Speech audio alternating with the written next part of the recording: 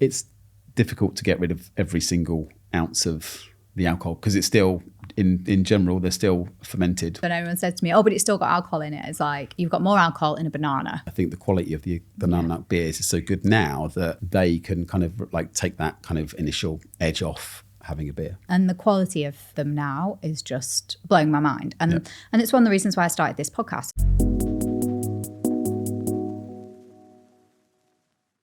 So welcome back to the Upward Spiral podcast. I am your host, Michelle O'Brien. Got a really exciting episode for you today. I'm really excited to introduce you to Sam Pillar, who is a Cicerone beer expert. Am I saying that right? A certified Cicerone. A certified Cicerone. Yeah. Basically, that's like a sommelier for beer. And today we're going to be drinking some non-alc beers. I honestly am not a beer expert. I wasn't even much of a beer drinker when I was drinking alcohol. I can tell you what I like and what I don't like. And I can tell you if I think it mimics alcohol. But that's why I've asked Sam to come on the podcast today to be a true expert, to really get into what we should be looking for out of a great non-alcoholic beer and give us his honest, unfiltered opinion of a number of beers that we're going to be trying today. Welcome, Sam. Welcome to Podster. Thanks for having me. Our podcast studio here in Singapore. Great. Thank you so much for coming. Thank you. So let's get into it. So tell us a little bit about first the Cicerone certification. What is it? It's a certification that kind of effectively plug the gap in beer. So obviously in wine, you've got sommelier and master of wine.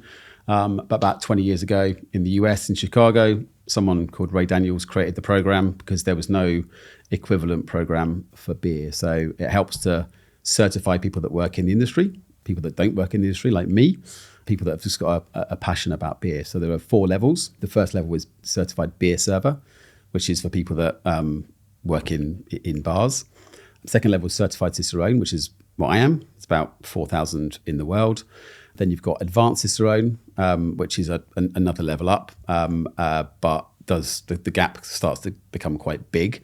And then beyond that, you've got master Cicerone, which is probably equivalent to master of wine in wine, but there are only a handful of those in the world. And how many have we got in Singapore? There are 7 certified Cicerones in Singapore now. There are no master or advanced Cicerones in Singapore. So, wow. So I've got one of 7. One of the 7 certified, yeah. So yeah. Part of me thinks I should try and go for advanced to become the first advanced Cicerone in Singapore, but it's quite an investment. And I'm not working in the industry, so it's a kind of part-time thing and so really my passion, yeah. So your wife will have something to say about it if you go into I think so. I think it'll be vetoed. more intense study into beer. Yeah. Okay, awesome. Okay, this is really, really exciting. And tell me a little bit about your journey. Like, how did you get into this, or how did you decide to study this?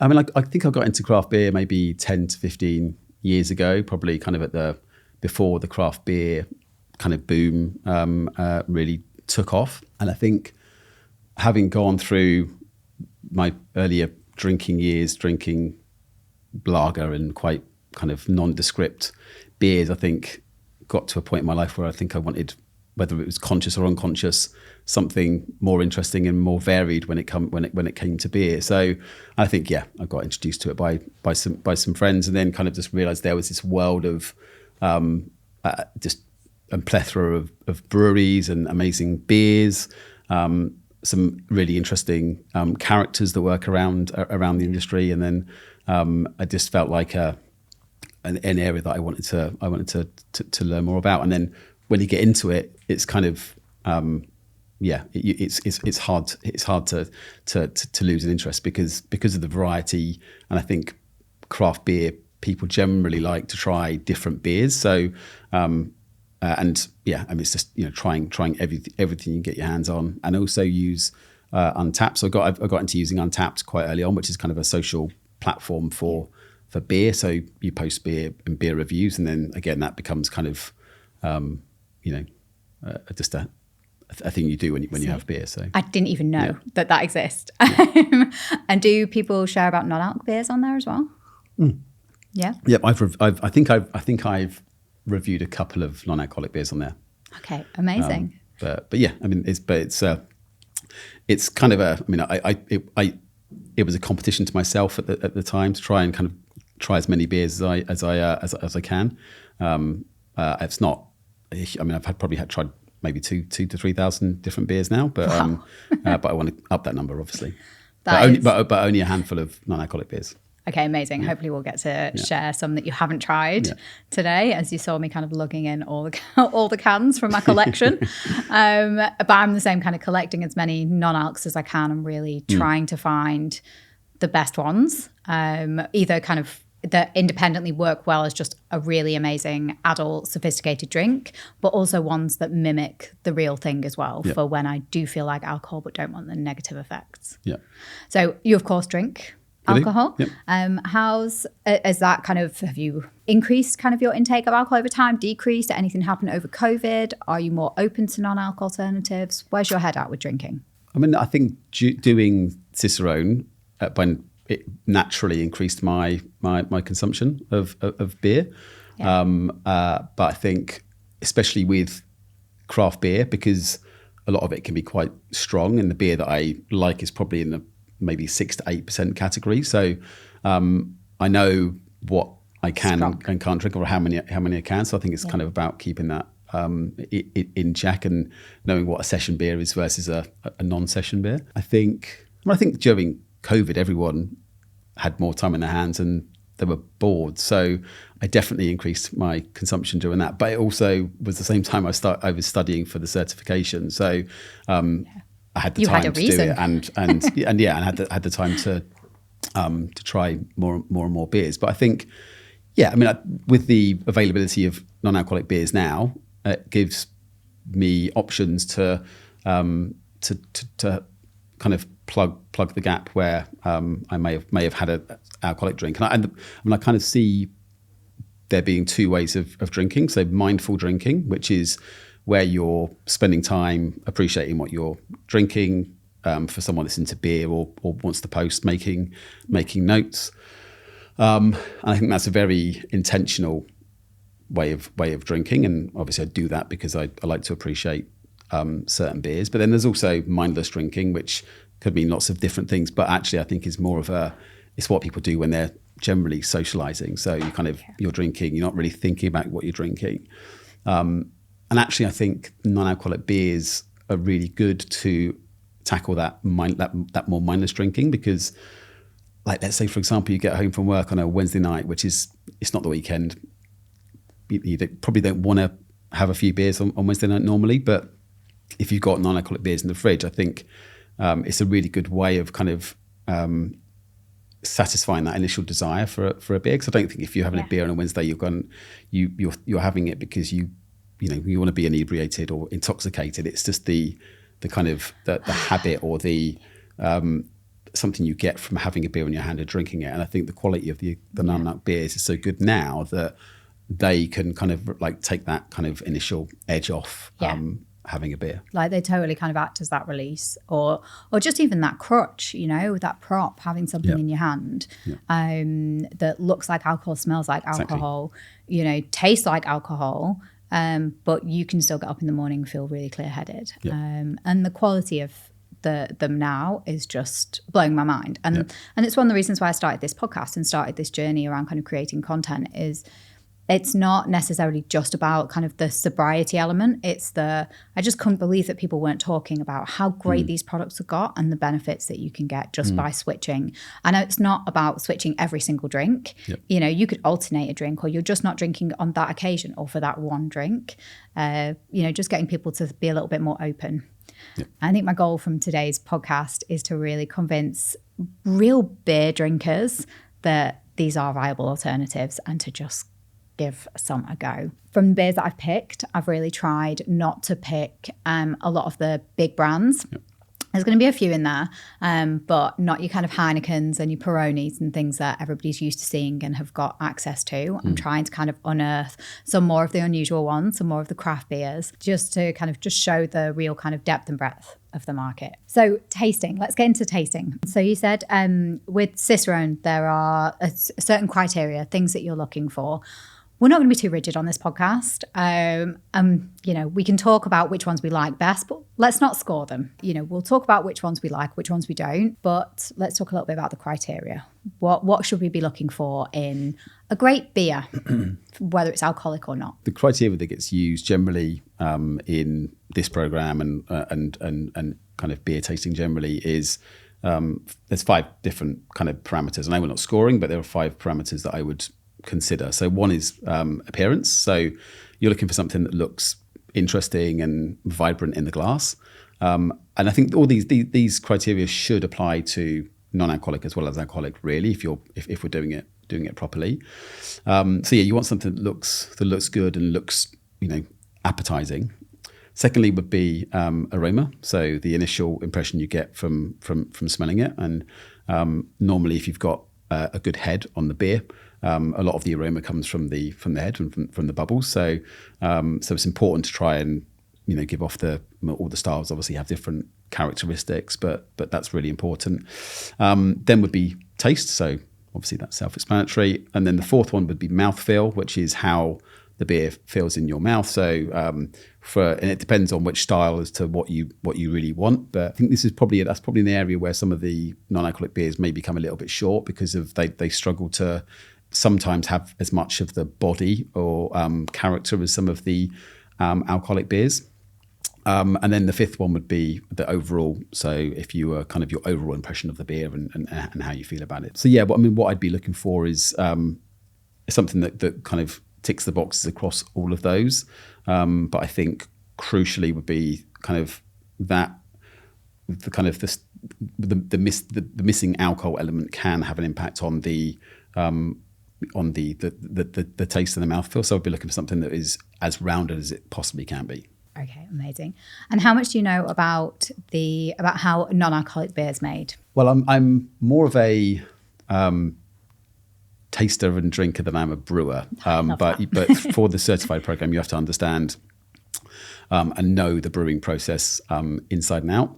It doesn't, when I was doing it, it didn't cover the process for brewing non-alcoholic beer, funnily enough. I'm not sure whether they'll update the program for that. But I know that a couple of the ways that the brewers use to make non-alcoholic beer include boiling, so boiling the alcohol off after the beer's been made, and then also reverse osmosis, which don't ask me to go into that in any detail because I don't know, but it's basically kind of a filtering process where you kind of filter out aspects of the beer.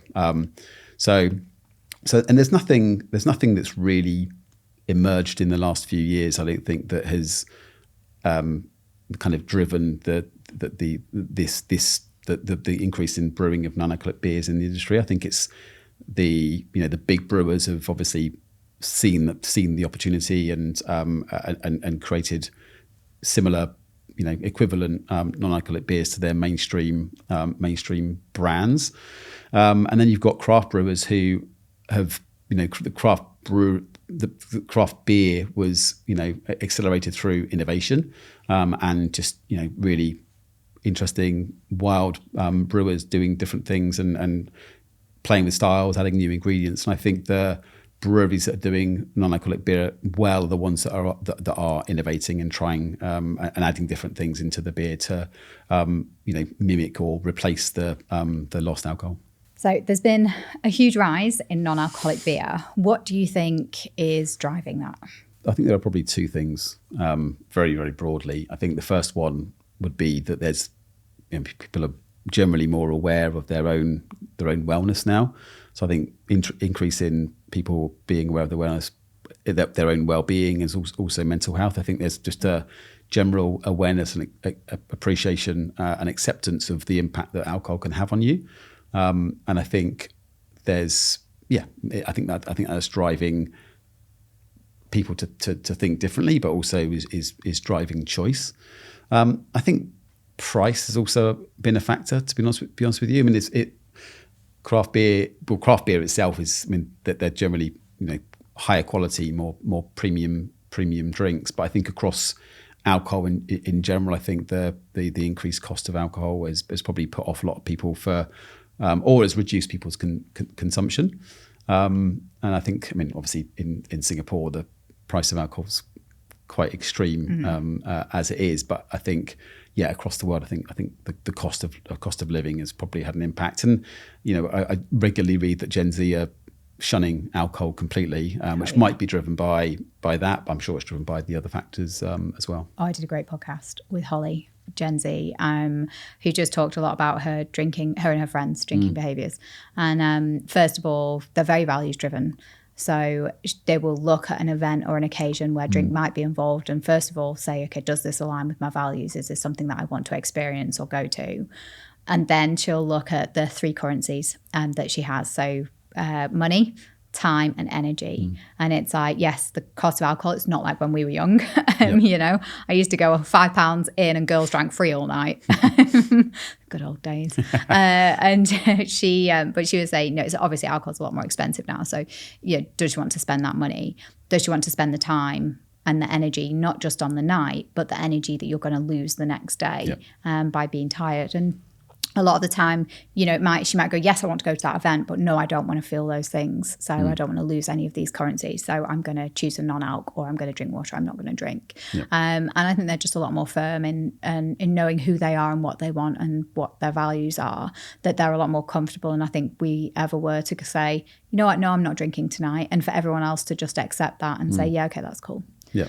So that's really interesting. It's also really interesting you talked about price because one of the biggest questions that I get all the time with non-alc alternatives, particularly from people who work in hospitality, is people complain about the price.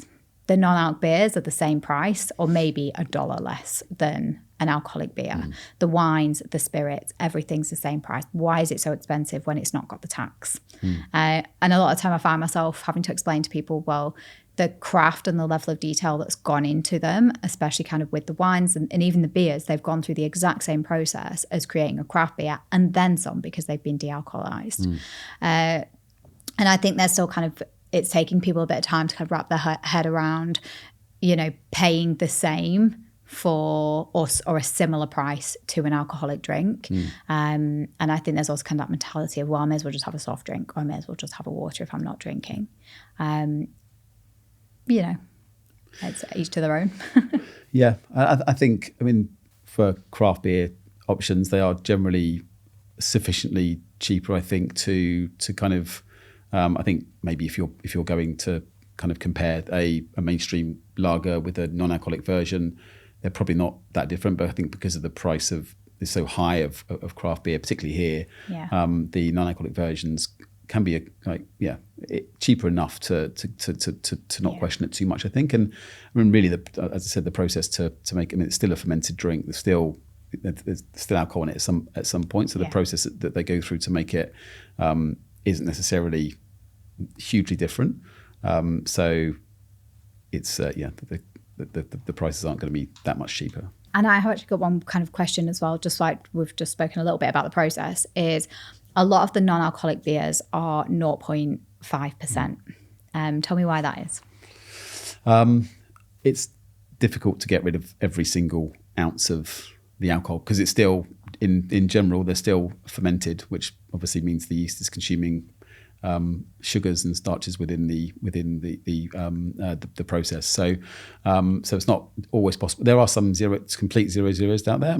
There are also 0.0s that aren't 0.0. There's still 0.5. But it's just it's challenging to get all that out of the way. But but you think about 0.5, and then you also look at other things that have alcohol in that are low alcohol, like kombucha's it's still got a small bit of alcohol in. Yeah. A banana. Bananas also have, exactly. So, that's what I always reference when everyone says to me, oh, but it's still got alcohol in it. It's like, you've got more alcohol in a banana. Yeah, exactly. And you just have a lot of bananas to be stumbling around, I think. Yeah. And I want to invite some Muslim friends onto the podcast as well, because I want to kind of talk a little bit more to them about drinking, whether they would drink a non-alcoholic beer that's 0.5%, whether they would drink a beer that has had alcohol in it, even though the alcohol has been removed.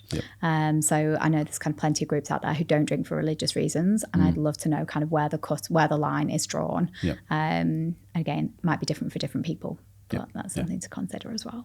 I think we've talked. Do you want to talk a little bit about your perspective on non-alcoholic beer, or do you think we can talk about that as we go through it? I think I might have covered that off slightly already, and then I think we'll probably go through it as we go through the drinks. Yeah. Okay, awesome. Is there anything else we missed? No, I think that's it. I just want to get going. Okay. I'm excited now. Just so everyone knows, no one sponsored this video. I have bought most of my beers here from Free Spirit. They're really good friends. Emma and Beck have already been on the podcast, and a couple have come from Red Mart and everything else. So nothing has been sponsored. So hopefully it'll be a fair tasting. First up, we have got Lucky Saint. So this is a UK craft beer. Have you tried this before?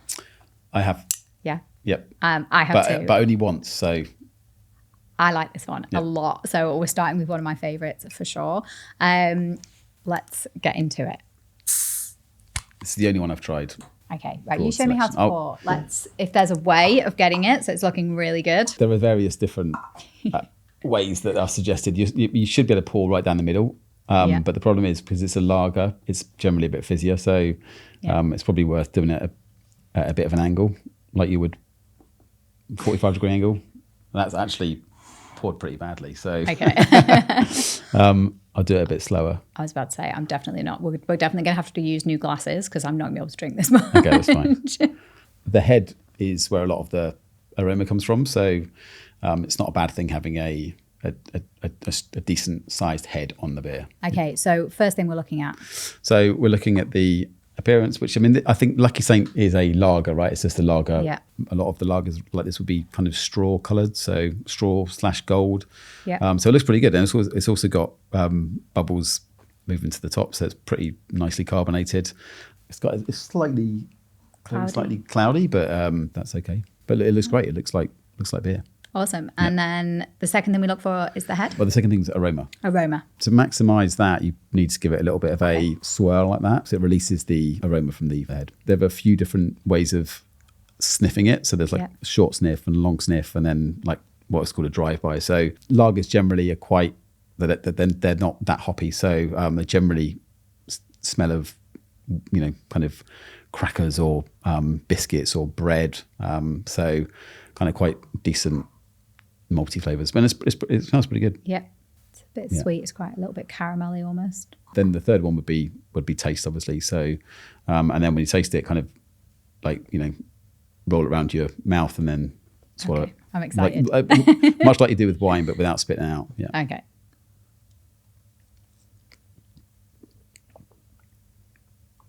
Okay. For anyone who's listening, it's not cold either. So not super warm, but it's cold. But I think that's generally if you're having cold beer, you want it to warm up a little bit, because the colder the beer, the easier it is to mask flavors. So if it's a bit warmer, it would expose kind of any flaws. So actually tasting it warm is not a bad thing.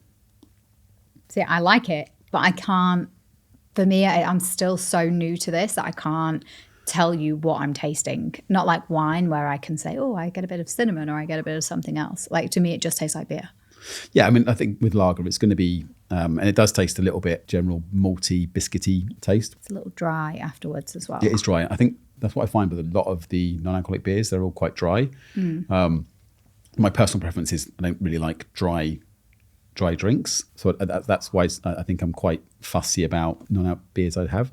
I think that, and like I said, I think there's for me there's always something missing at the center, which is the lack of alcohol. But I think it's easier to hide that in some other styles. Lagers are not the easiest style to brew, and also it's one where if there are flaws in the beer, they become apparent very quickly. But this is good, and I think it looks like beer, it tastes like beer. I think this is the sort of thing that you could probably have multiple bottles off and forget you're not drinking. For sure. And do you like it? It is a little bit sweet for my taste, and I would probably want a lager to be slightly less sweet. There is a bit of bitterness as well, which is good, and it's one of the most solid non-alcoholic alternatives that you can get. And I think in the UK you can get it on tap at some places as well. I was just about to say that it's really popular in the UK now. You can get it on tap. Mouthfeel. We haven't talked about mouthfeel.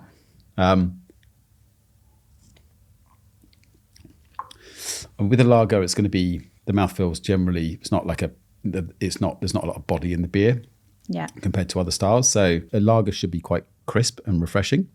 I think this is crisp and refreshing for a lager. It feels like the sort of beer that you could drink on a warm day outside. That's the challenge with non-alcoholic beers, is the mouthfeel where it can it can let some of them down. As somebody who's not an expert, for me, it looks like beer, it tastes like beer.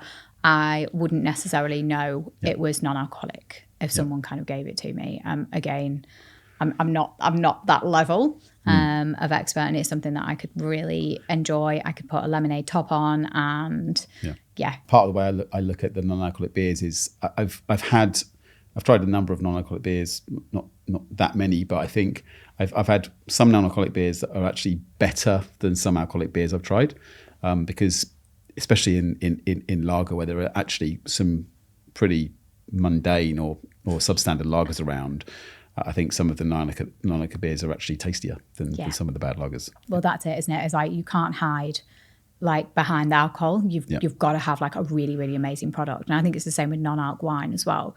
You've got to start with a brilliant wine and then de-alcoholize it. If not, you're going to have to add loads of sugar and loads of crap back into it to make it taste decent. That's true. And I think if we're thinking about it based on how the beer should be and kind of staying true to styles, I think beers like lagers should ideally be non-alcoholic ones should be brewed without having to add too much to it. I mean, a lot of mainstream lagers are made with things like rice, or a lot of sugar is put into them during the brewing process, which does a lot to thin out the body and that sort of thing. But in other styles, like stout, for example, it's actually quite common in craft beer to have other adjuncts added. So it could be chocolate or vanilla or coffee or whatever.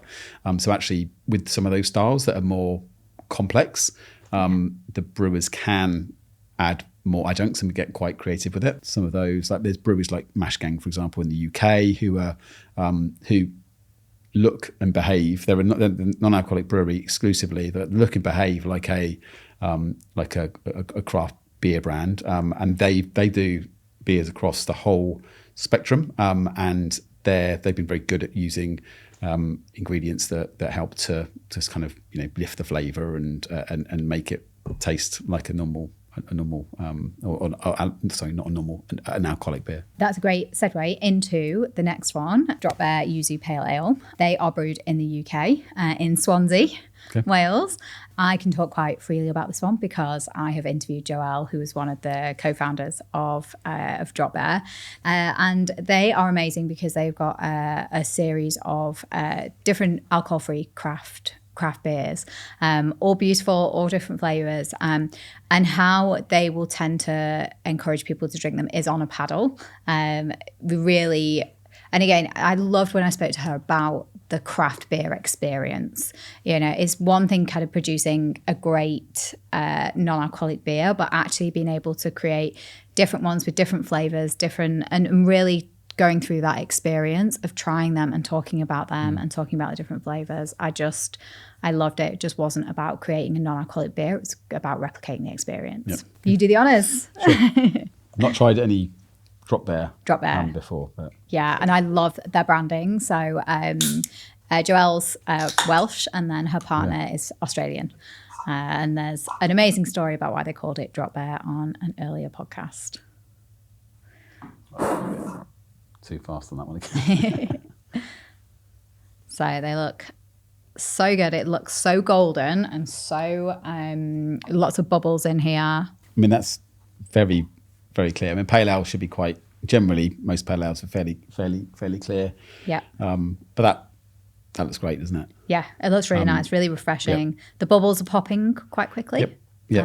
Does that mean anything? It means it's pretty well carbonated. So, I mean, some of the beers will be carbonated naturally. Some will be forced carbonated before they're canned.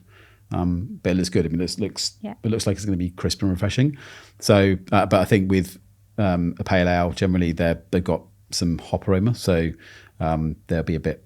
There should be some tropical, or it depends what hops you use, but some kind of something more aromatic on the nose. You can smell that though. You smell that. Yeah, definitely. It smells fruity. You can smell the yuzu coming through. Like you said, it almost smells like quite tropical. Yeah, that's it. I mean, tropical, and that there's so many things that can make up tropical. It could be the hops. It could be the addition of the fruit. It smells a little bit grassy as well, which is fine, by the way. It's good. Yeah, good thing. I was about to say I can almost taste it. Smells botanical, almost like garden flowers, a little bit floral.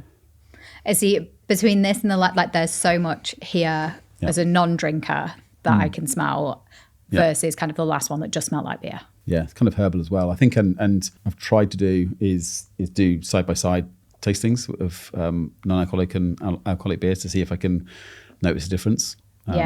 Because this smells like a beer, like an alcoholic beer. It's going to be interesting what you say about mouthfeel and taste. Tastes good. I mean, I think for me, the bit that's missing at the middle, I think, is actually more there than it has been in a lot of the non-alc beers I've tried. I think beers that have got a bit of fruit added, that's a really smart thing to do to try and make it taste and smell like a normal pale ale. Yeah. I mean, it's still a little bit dry, but it feels more rounded than the lager, which it would do anyway because it's a pale ale. But no, that's really good. I mean, like it? Yeah, I would be. That's one of the best non-alcoholic beers I tried, I think, to date. Okay, nice. Okay, I'm gonna send you some because they've got I think 5 SKUs now, excellent, including a stout as well. Okay, but they have got some really nice ones. Yeah, it's great. I mean, I think that ticks a lot of the boxes across all the different characteristics you'd be looking for. Yeah. I used to love a pale ale in the pub with my dad, sunny afternoon. Yep. And so this for me just feels like, again, I think it mimics alcohol really well. Yeah. I think it's a really, really nice replacement. I think the dryness of some of the non-alcoholic beers does mean that you don't get much aftertaste. So I think, and that's why, because with beer versus wine, it's really important to appreciate the taste once it's actually gone down your throat, because you get lots of olfactory kind of reactions. So I think that actually has got a really nice aftertaste, and you can feel the kind of like the tropical and herbal aromatics or coming back up through your throat. So it's great. Okay, next up we have got Java, but this is a German non-alcoholic beer. We could be butchering that. We're just having a discussion about whether it's Hava or Java, but I'm going to link to it below anyway. Somebody please correct me. I have had this before and I really like this one. So it's going to be interesting to see what an expert says. Over to you. Okay. I find that they tend to just be a bit meatier, have a bit more body, tend to just be a bit stronger when it comes to kind of flavour and taste. So I think because Java, let's call it Java, is a Pilsner. And Pilsner is hoppier than your average lager, so it can be quite, actually quite in your face hoppy sometimes, and quite bitter. So I'd imagine it looks great. Straw to gold color, big vibrant head. A lot of the non-alcoholic beers seem to have like good head retention, which is good. But yeah, I'd expect it to be a little bit a bit bitter and hop forward. Yeah, it looks great. It does. It looks great. Yeah, it smells woodier. Almost like a little oakier somehow.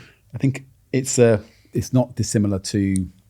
It's definitely more bitter than the Lucky Saint, because Lucky Saint's my point of reference from today, because it's a lager. This should be a bit hoppier, I think, not hoppier, maybe more bitter was probably the better way of saying it, because it shouldn't be too aromatically hoppy, but it should feel bitter on your tongue.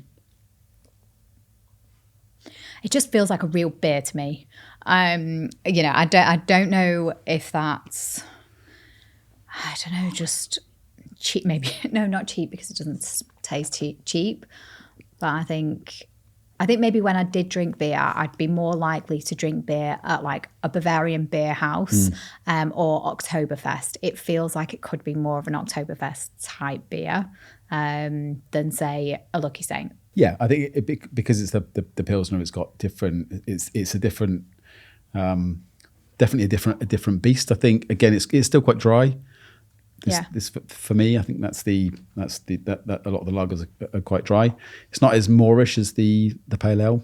Yeah, but this is in isolation. Again, it's a good replacement lager, and it's got enough, I think, character. And there is a bit of a bitter aftertaste as well, which kind of lingers, which is good, and that's that kind of Pilsner bitterness that you should have. And that for me just makes it feel like an alcoholic drink. I'm still getting the bitterness. That's it's good. I mean, it's a good. You know, they're clearly a lot of the breweries are trying to make a non-alcoholic version as close as they can to their core beer. And I think this is. I mean, I can't remember exactly what Jever tastes like, so I'm not doing a direct comparison. But I think for the style, it's definitely got some of the characteristics it should have. Yeah. Would you drink this at home? I would, yeah. I think, given that I would probably, I mean, I drink all of the beers we've had so far. I would probably, this is not for all the time because I think that bitterness, you probably become a little bit overwhelming after a while. But I would definitely drink that. Yeah. Cool. It's going to be one of these podcasts where we're like, we love everything, and my husband's going to come back and he's be like, you need to like be more critical. And no, I don't worry. I definitely won't. And maybe are you going to mix them up in terms of the order? Post, we might. Yeah. Let's see how we go. So next up, we've got Sober, and Sober are one of my favorite brands. They are an Australian craft beer brand. I interviewed one of the guys. He came up and it was amazing. They have got an amazing story behind a lot of their products. There's so much that goes into them, and they use a lot of Australian native botanicals to just kind of enhance the flavour of their craft beer. But they do a lot in the community. They have this really amazing open brewery down in Queensland, and yeah, it's definitely somewhere that's on my bucket list to go and visit.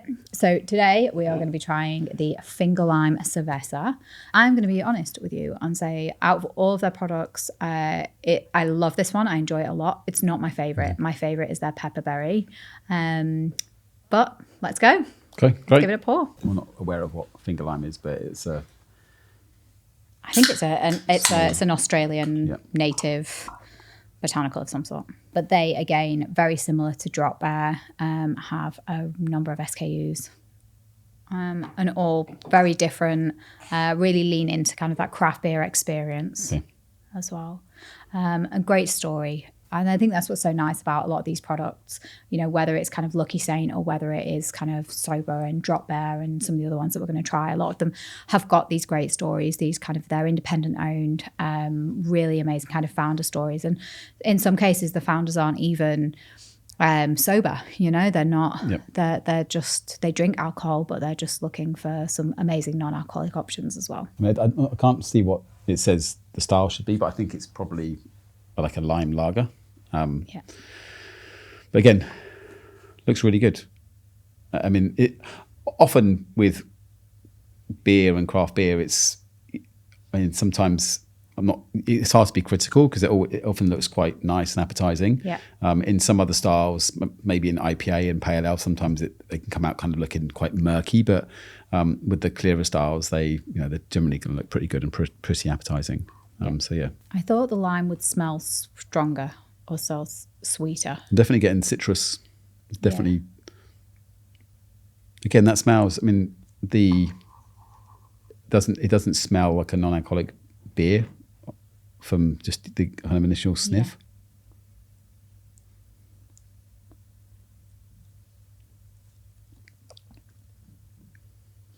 See, I like the flavour of that. It's pretty good. It's pretty good.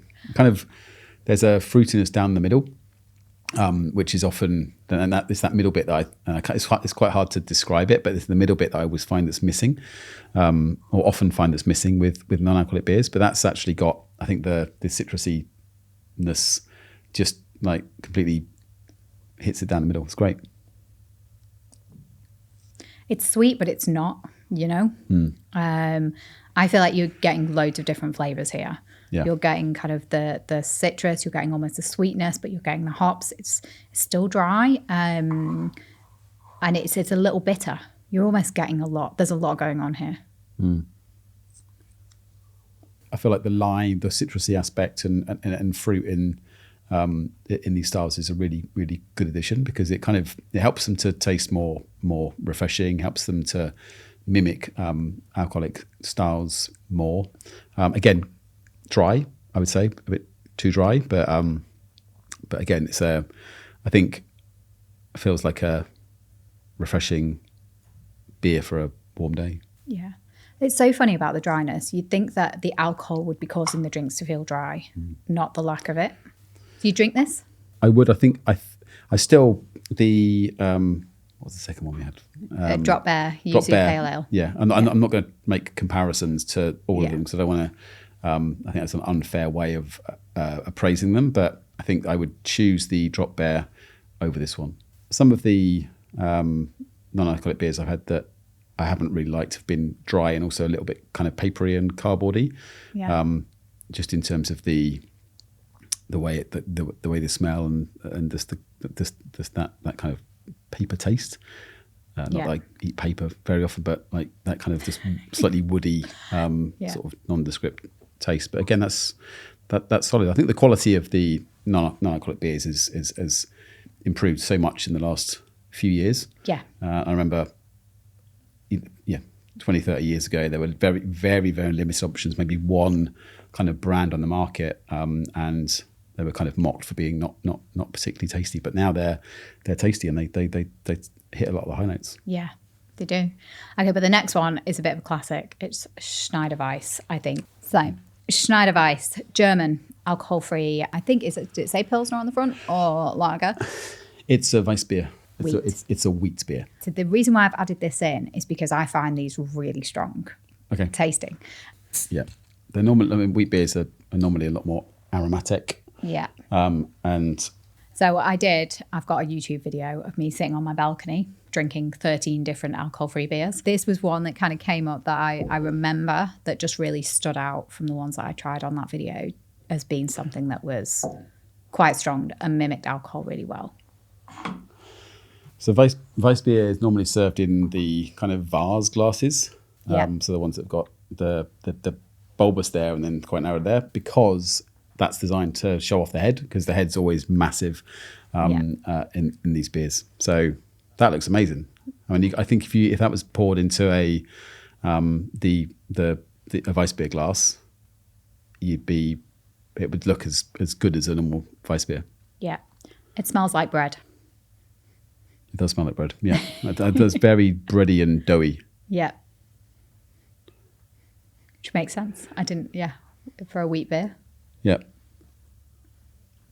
There's a sharpness, kind of almost a metallic or plastic kind of taste. I think I'm not as into this one for sure. Would you be into alcoholic Weiss beers? Am I saying wheat beers? Weiss beer. Weiss, yeah. It depends. It's definitely not my favourite style. Yeah. I mean, there are over 100 styles. It's not one that I would necessarily choose, because it is a bit more of a kind of meal or experience, if you like, in a glass. So I think it looks great. It is meaty though, in the sense of it's like a meal. It's heavy. It's thick. It is, yeah. Smells like bread. You can taste kind of the wheat in it. I think mouthfeel wise, that's probably the most rounded, which I'd kind of expect because of the volume of foam there. It's a bit bitter and a bit, I'm going to say metallic. Yeah. Okay.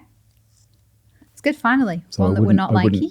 Yeah, I wouldn't choose that. It's not bad, but it's not my favourite for sure. Next up, we've got Cloud Clear Zero. We think this is Korean, low calorie beer, and it's got 0.0 on the side. So let's give it a go. Okay. I'm not sure if it is 0.0, but it does suggest it's 0.0. So I tried a bunch of the Japanese alcohol-free. Found them all kind of really watery, not kind of naming names on the brand. So it's going to be quite interesting to see how this one compares maybe to some more of the European ones that we've been trying. Looks great. Looks yeah, golden, beautiful. Oh. Oh. I mean that. It smells like the carpet in a club. It I'm like, smells a bit like TCP or something, some kind of antibacterial gel or something. yeah. It smells a little bit like it's got fruit added to it, but I don't think that's intentional. Yeah. It smells a bit sour. It smells like old beer. I'll tell you what it smells like. It smells like apples that are going off, which actually, I mean, in beer, there are some styles, very few, where apple is appropriate. In most beers, if it smells like green apple, that is an off flavour. Okay. So I would say, I'm not sure it's off, but it smells off. It looks like a beer, and it's in a can that looks like it should be a beer. It's probably. I mean, it's not. It's gotten over a year on its. Yeah. So I think it's. It feels like someone's poured a cider and a beer together in a glass. Yeah, I mean, maybe it's a. If our Korean was better, it might say cider on there. It might say. So it might actually be in cider. I don't know if it is. But let's have a look. Okay, I'm going to do some research on that, but we might have a surprise cider in here for today. Okay, it implies it's a beer, Yeah. but it doesn't taste like a beer. It doesn't. It tastes like someone's mixed a cider and a beer together. It's the best way I can describe it. A turbo shandy. Would you drink it again? No. No, I would not choose that. No, me neither. We've only tried 6 because we've ran out of time. But I'm definitely going to see if you'll come back because we've got about 25 more alcohol-free beers sitting here that we need to try. Just finally, like any tips, just let's recap really quickly what people should be looking for a great non-alc beer. And out of the ones that we've tried today, which are your favourite? I mean, I think the entry level into non-alcoholic beer is the stuff that's available. So, you know, a lot of the mainstream beer brands have those. So I think try those, but be prepared to experiment and move outside of that. And a lot of the craft breweries are doing their own non-alcoholic beers. There are, as I said, craft breweries that are doing them like exclusively. So I would definitely say experiment and try this because there's some great beers here, some great beers out in the craft beer space. The favourite would be the Drop Bear because it's really good pale ale alternative and something I would definitely put in my fridge. Yeah, awesome. Definitely try the other SKUs because they are amazing. Great. And a beautiful brand. Great story as well. And yeah, like I said, we've got so more. So I'm going to get you to come back in a few weeks and we can fly through them next time. And thank you so much for coming. I really appreciate you sharing your knowledge and helping kind of educate me on what I should be looking for from a great beer, alcoholic or otherwise. Thank you. And thank you to everybody that's still listening or watching. I'm trying to build a community here for people who are maybe questioning their relationship with alcohol, are looking at cutting back, don't really know where to start. And hoping that maybe some of the alcohol-free alternatives that you've seen here today will be a good starting point for you. Just mixing it up, trying some of the new ones can really help. And yeah, I think for me, when it came to kind of quitting alcohol, I didn't particularly want to have the negative effects of the booze anymore, but I still wanted to keep that social connection. And alcohol-free alternatives were that massive bridge for me. They allowed me to still have those moments with my friends and family without the negative effects of alcohol. So they were a huge help. I'll link below to Sam's LinkedIn. So if anyone would like to reach out to him, you can do so below. And thanks so much for watching. I'll see you soon. Bye.